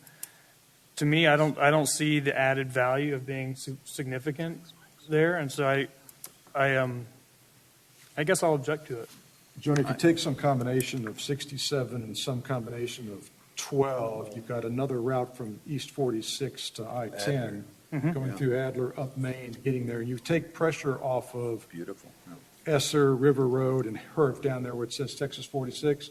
I know you guys are going to solve that intersection for us, and we greatly appreciate that.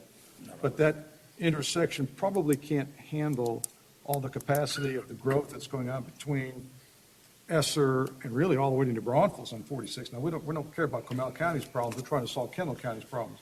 But you have another opportunity to take pressure off of River Road and Esser by having a northern-bound option. I think what I'm saying is a northern bound option. I think maybe we're misunderstanding. I'm just going to show a quick. Okay.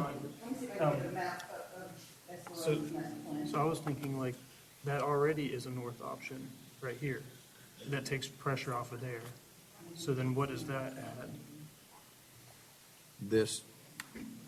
These folks coming to here, these folks coming to here. This is possible, except if you break this up this much, folks are just going to go down here and they're going to follow their regular patterns. Instead of going I think so. Part of a grid system. Esperanza likely. We have most, not all, but most of this is going to be dedicated to the city through Esperanza. The concept is take it off here so it doesn't come down here. See, I was just thinking people would. Can you guys help us see on this map? Anyway, Okay, yeah. Please. I'm not a traffic expert.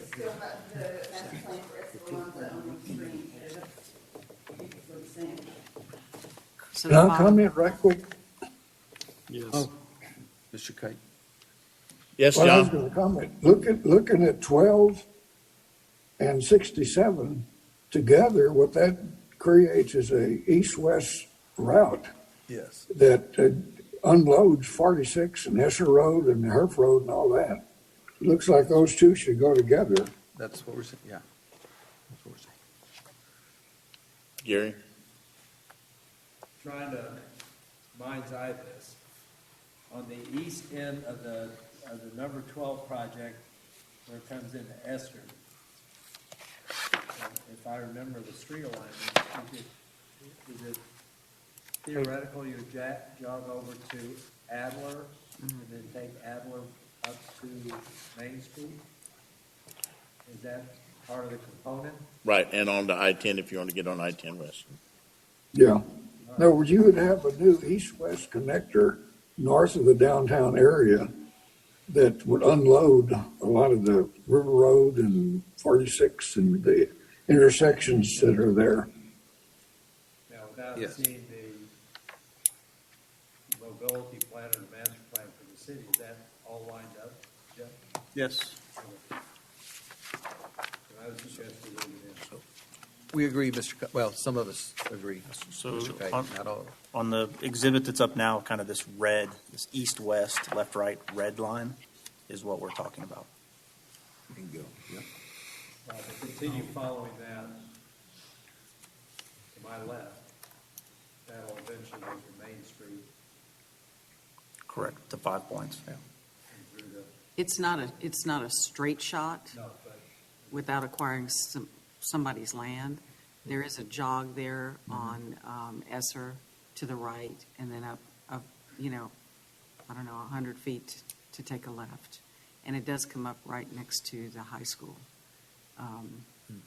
So you do have a little bit of a complicated intersection in the sense that it's probably 50 feet from the high school entrance, one side of the high school entrance.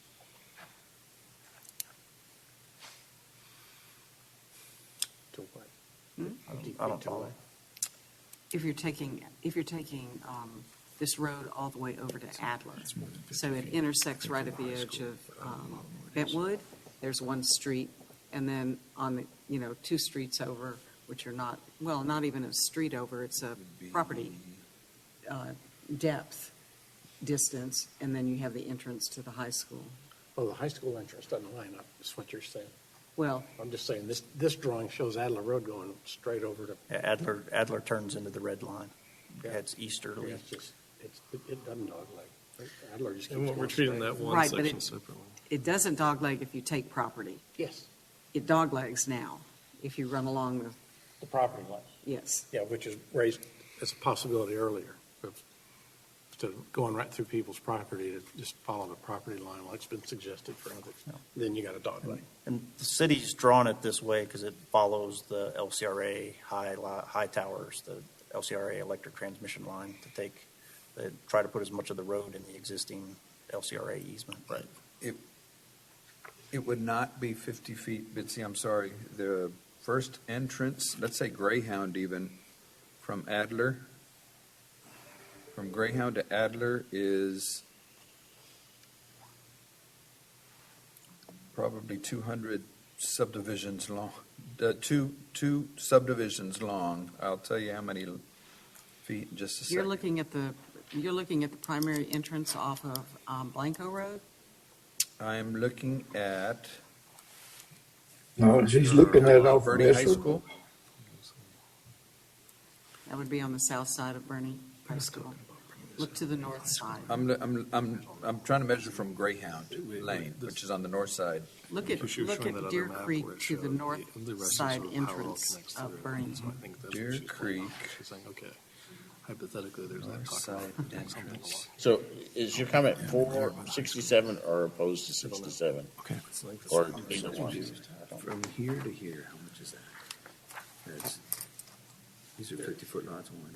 I think with the exception of the properties that Jonah is talking about, I still haven't quite got the alignment of that and how it's an iteration of Esperanza. So I'm not, Won't let me do it. I don't know, Okay. undecided. Jonah, was your comment opposed to 67 as it stands, or don't know yet? Bless Yeah, you. I think there's an unresolved issue about all those properties in the middle to me that are unlikely to become developments, and so I don't think it's likely that this would be accomplished through the development thoroughfare planning process, and would likely result in some kind of forced taking of property in order for it to be achieved. So I'm going to stay opposed to it for now. So, Northern, would you mind going back to that? She's going to pull up there's a different, go to their website. I can show you here. Okay. Yeah, it's So the road we're talking about is 67, goes straight across. Oh, right here. Okay.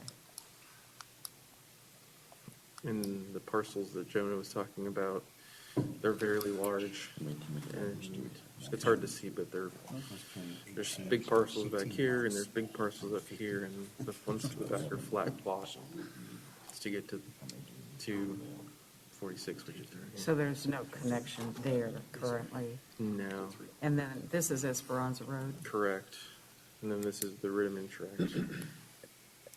And Mr. Chair, I don't think we're going to select the exact alignment of any of these projects either. So Thank you. what we're approving is concepts, and what we're from point A to point B maybe at the most. I mean, that's what the comprehensive, the thoroughfare plan is predominantly anyway, concepts. So the line is from 67, this is the Esperanza's current plan or map from their website. 67 goes right here. That's weird. So we need to. But do they have a way to swing north in their own development to do something like that? I mean, maybe They can't go up there. I don't know. Oh, it's, okay. It looks like they already have a road that kind of cuts north and around those properties within their development. I mean, maybe that would have too many turns in it. Jeff, what kind of road is there? Is it going to be arterial or collector? Yeah, all these gray, on this exhibit, which I've never seen this before, but this exhibit here, all the gray roads kind of line up with the public roads that are shown on our thoroughfare plan, with the exception of this, what we call the Adler extension, which the development agreement, they just have to give us the land for. They don't have to build any portion of it. Okay, we've really spent a lot of time on this. I think my co-chair and I would like to call for a vote on this. We have 11 people, committee members present. That includes you, John Kite, 12 committee members present. And so all those in favor of leaving 67 in with some qualifications please say yes. Yes. Yes. Yes. All those opposed to removing 67, say no. No. I'm going to abstain, and I do think that people that are on that route should be notified so that they can give us feedback. So yeah, I guess that means it moves forward, but I really want to hear from them. I really do. So we got an abstention. Well, I mean, Can we clarify, Mr. Chairman? I mean, we're not saying this is a recommendation. We're just No. not excluding it at this point in That's time, correct. correct? We're not Yeah. saying this is a final. This is just moving forward to Yes. the next step of deliberation. That's correct. that's right. But Okay. I'm also saying that homeowners in that I agree. area ought to be able to speak up to us. We as a committee have made that commitment all along, that we would Yep. never put a line on a map That's right. where property owners hadn't been spoken to. Yeah. So you guys may want to revert to making recommendations that talk about connecting point A to point B, generally along a line east-west that would line up with Adler Road, without getting into that swamp. Right. We will not violate that principle. Right. Okay. I don't think you want to violate that. No, we don't. We spent 2.5 years We saying we don't. wouldn't do that. Well, let me make a comment on that. You're saying you go notify them. Just what Bob is saying, we're talking about a generalized point A to B. And you don't want to go out and talk to the people now, because as we do more study on this, it may move quite a bit. Just like on 12, we've talked for years, 12 could go down from the elementary school, it would drop down to the south and go along the north line of the Bentwood subdivision and then come back up to Adler. So you shouldn't be going out and talking to people now. You No, need to wait. And come I believe the up with a better recommendation- idea of where you're going. I believe the Then do a recommendation, process John, would be to talk to the people. that the city needs to, if they pursue this, they would need to go consult with the people prior to doing anything, putting the line on the map. So I don't think anybody's proposing we go do that right now. But I think the issue that's been raised about voting for it or against it is that it is a line on our map. Well, I think it's along the same lines as we're sort of taking a highlighter and just hypothetically, and I think those folks might want to show up and talk about hypothetically. Yeah. I think that's legit. Well, by and large, I think it is on the city's major thoroughfare plan. Yeah. So we're just saying that it just moves forward to the next step. And Okay, it so- could very well be that, John's concept of just another east-west connector from 46 to 10 is favored somewhere, perhaps in the northeast quadrant, because there doesn't seem to be a viable path to do that in the southeast quadrant. Something as generic as that, I don't know. Okay, clarify the vote. We've got a bunch in favor of leaving it in, one against it, and one abstention. That leaves, is there any other against or abstentions? I'm going to say against for the time being. That's two. There's some arm bending about to happen. I suspect. Well, that's. No. Is that one correct? Okay, so that means we have 9 in favor, 2 against, and 1 abstention. So we, to get 75%, we needed 9 of 12 people. So the motion to leave it in prevails. Thank you. Okay, we've got 2. Now, as an enticement or an incentive or whatever, I'll just say that we have 2 more to get through this group of projects, and it is 3:59. So let's move on to 165. This is a rear parcel. And then that parcel, and then flag, and you're back to what Yogad is purchased. And then this is a. There's 221. Yes, and Just Deer Creek to Adler, 1,500 feet. Okay. This is great. I just wanted to make sure. Yeah, that's what 165 actually kind of lines up, extends, No, 12 would come here. I guess, north from Esperanza, Jeff. What I'm saying is, Sorry, I'm texting TxDOT to tell them I'm going to be late. this is a Oh. branch. All right, what was the question? 12 is 165, does it go north from Esperanza? So again, our thoroughfare plan shows Esperanza Boulevard making it up, continuing Here's, to north to an east-west road there, and which would eventually tie to Spring Creek. We're going to change that where it doesn't go through Spring Creek Estates. But that's the way our thoroughfare plan shows it. The way this picture is connecting it, but in a different location. That's along the overhead power line easement. Correct. This is following the power line easement. But this would go through lots within Spring Creek Estates, as opposed to. I don't think we are to support this alignment. Because if we're talking about that east-west connector 12 and 67, well, you can use 474. You don't need to make a brand new road through here. We'll take that as a motion. We've got a motion to I'll second. exclude 162. I'll second. Any objections? 165? 165, excuse me. That's right. Any objections to removing 165? None. Okay, 165 is out.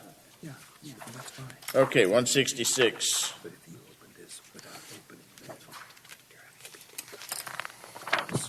This is an extension of a new road from Sisterdale Highway to 474 extension. So we looked at an item earlier that we said no to. This more closely lines up with the city's thoroughfare plan, but it takes from Spring Creek Estates and gets over to 1376.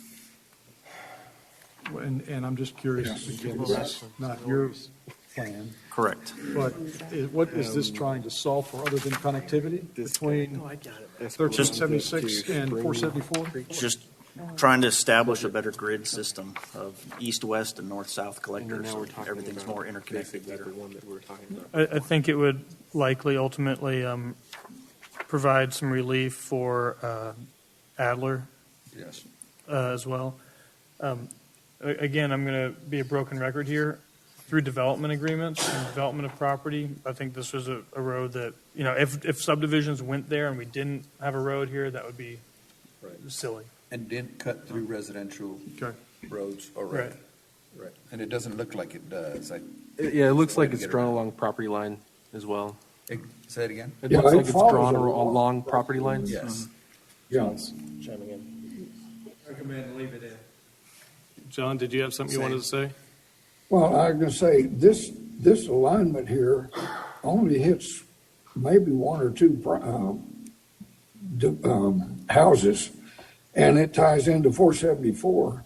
But the last part of it is along the fence line, the property line. So, and again, I'm one of the ones that are pushing control of access, limited access. But this would tie into what we were just talking about on 12 and 67, I guess. Okay. And it would come across and hit Sisterdale Road. And then you go down Sisterdale Road, turn right, and you hit IH-10. So this is a good connector without cutting into a whole bunch of other stuff, development. Okay, we have a motion to leave in. Any Second. objections to leaving it in? It's in. Congratulations, ladies and gentlemen, you did it. It moves forward for further consideration. Thank you. Forward for additional consideration. Thank you. Congrats, Mr. Chairman. Very important clarification. Yeah, well, you got some in the audience. We have gone through item 5C. We're over our limit, but we will entertain open comment, public comment for a few minutes. Anybody like to make public comment? Mr. Adelman? Ms. Rudd, I'm sorry, you did want to, you got, no, go ahead. I just want, she's going to get there. Thank you, and thank you for using the microphones. A lot of good discussion today. I do want to address the eminent domain. I think there was good discussion on that I think that this committee has done a lot of innovative things and looking at wide nodes, narrow roads. You're looking at traffic circles. We're just looking at different ways to use what we have instead of green roads. And I think that you can go ahead with the policy of saying that we don't support eminent domain. The city and the county, I believe, already have that. Why do you have to do that? Yours should be something to do with innovative. How do we protect the citizens? Citizens said on the Kendall Gateway, we don't want that. This is eminent domain is something they don't want. Let's try what we have. You guys, Jonah, Ben, Mr. Banwolf, you guys tried that simulation last week, and you found out that at Herf and 46, oh my gosh, if we make that right-hand turn, we can do that. Let's stick with doing things that maybe make sense, that we don't have to do a lot of new things. And I just think the eminent domain is just falling back on something old. And I also think somebody mentioned it here, it's going to be, well, the citizens said eminent domain is okay, because this is a board of citizens. I just think that's the wrong message. Thank you very much. Thank you, Tom. Thank you. Ms. Redd?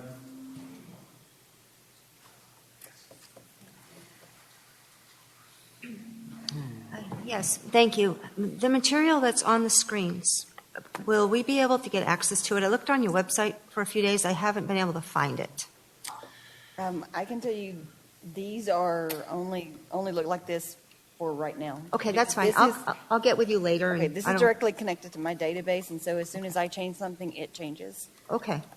So I'm hesitant to put anything out there because I can literally change these at any time. Right, fully understood. No worries, no And worries. I usually work at like Okay. whenever. I understand, Northern, absolutely. Would it be possible to provide her with a PDF version of this printout? Didn't have mine. Or did an you get actual hard this? copy of it? Not yet. That's can I have that? That's the copy that he. Take it and run. Take it and run. I don't need it. I have it on my computer. There's an extra one. All right, thank you. I'm going to try to say this real quick.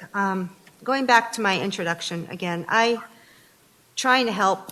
I know you guys have a tough job. I still believe that somehow we could justify a pause by adding more congestion while you work so hard.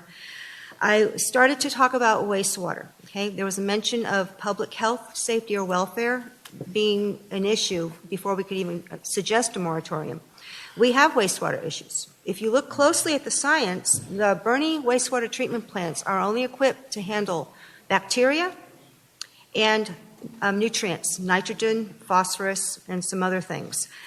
They are not capable of removing either pharmaceuticals or other compounds, including hormonal influence, okay? That requires new technology, including reverse osmosis, charcoal filtration, and some others. Now, the question might be, well, that's the problem nationally. Everybody has the same issue. Why does it matter? It matters because we have an exceptional geology, an exceptional environment. People come from other areas to study Cibolo Creek because it is so sensitive. I have two studies from UTSA that they're actually back at my pile. Very detailed, extensively researched, showing some of the effects of this wastewater effluent into the creeks. The problem is, definitely there's a cause for concern. The issue, though, is that it's not widely known. The effects haven't been widely studied.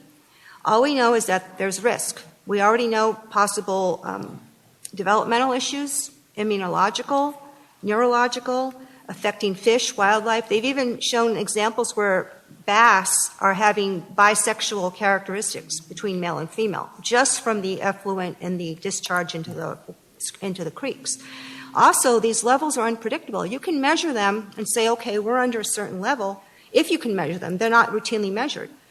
Then during drought, the concentration can skyrocket because suddenly the effluent from the plant becomes 90% of the flow in that creek. A lot of variables to consider here. The key is that eventually all this does reach our drinking water. This is well documented. There's a 170-page report on our watershed areas. I haven't finished it, but it is very interesting. Going back to my original point, I would love to see you guys get a break, hit a pause button, see how these plans work, see what the environmental impacts would be.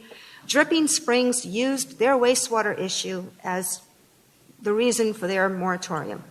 I think if we look closely at the science, consult with the experts, the groundwater experts, and research that's been done, bring other people to the table, we have a good case. We could do it. Thank you. Thank you, Ms. Rudd. Can I make a comment just quickly? Yeah, real quick. So, Ms. Rudd, thank you for your comments, and I really appreciate you bringing that to our attention. I would hope you'd also bring some of that to the City Council and to our Water Committee, because I do think, getting away, I'm not trying to go the moratorium route. What I'm trying to say, I do agree we need to address treatment plant effluent, that we've gotten away with it for too long, not doing proper treatment, and that you're right, there are these downstream impacts, and we need to be cognizant of those. There are ways, there are solutions. Ms. McCarthy?